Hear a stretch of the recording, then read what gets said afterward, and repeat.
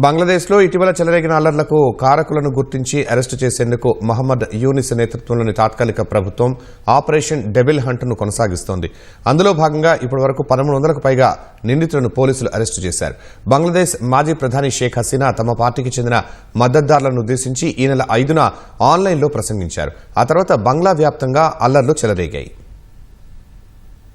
ఈ నెల 7న గాజీపూర్ జిల్లాలో షేక్ హసీనా ప్రభుత్వంలో మంత్రిగా పనిచేసిన మొజామల్ హక్ నివాసంపై విద్యార్థులు దాడి చేశారు.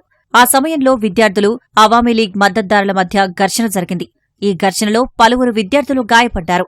విద్యార్థులపై దాడిని నిరసిస్తూ బంగ్లాదేశ్ మాజీ ప్రధాని షేక్ హసీనా కుటుంబానికి చెందిన ఆస్తులను మరో వర్గం ధ్వంసం చేయడంతో పాటు నిప్పు పెట్టింది. బంగ్లాదేశ్ స్వాతంత్ర సమరయోధుడు షేక్ హసీనా తండ్రి షేక్ ముజిబుర్ రెహ్మాన్ ఇంటికి నిప్పు పెట్టారు. అవామీ లీగ్ పార్టీ గుర్తులను ధ్వంసం చేశారు. అయితే విద్యార్థులపై దాడి చేసే వారిని మాత్రమే అరెస్ట్ చేసేందుకు యూనిస్ ప్రభుత్వం ఆపరేషన్ డెవిల్ హంట్ను ప్రారంభించింది. అందులో భాగంగా 1300కు పైగా నిందితులను పోలీసులు అరెస్ట్ చేశారు.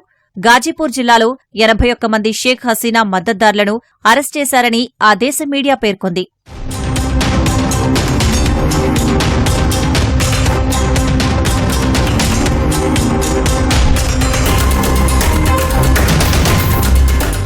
దేశంలో అస్థిరతను సృష్టించేందుకు ప్రయత్నిస్తున్న వారందరినీ అరెస్ట్ చేస్తామని యూనిస్ నేతృత్వంలోని తాత్కాలిక ప్రభుత్వం ప్రకటించింది. దేశంలో పెరుగుతున్న హింసపై తాత్కాలిక ప్రభుత్వం దృష్టి సారించాలని మాజీ ప్రధాని ఖలేదా జియా నేతృత్వంలోని బంగ్లాదేశ్ నేషనలిస్టు పార్టీ డిమాండ్ చేసింది. సాధ్యమైనంత త్వరగా దేశంలో శాంతి నెలకొనేలా చూడాలని కోరింది. హింసను అణచివేయడంతో విఫలమైతే ఫాసిస్టులు మళ్లీ చెలరేగుతారని పేర్కొంది. దేశంలో క్షీణిస్తున్న శాంతి భద్రతలపై ఈ నెల 11న దేశవ్యాప్తంగా నిరసన ర్యాలీలు చేపడతామని తెలిపింది. ఎన్నికల నిర్వహణకు రూట్ మ్యాప్ను సిద్ధం చేయాలని బంగ్లాదేశ్ నేషనలిస్టు పార్టీ డిమాండ్ చేసింది.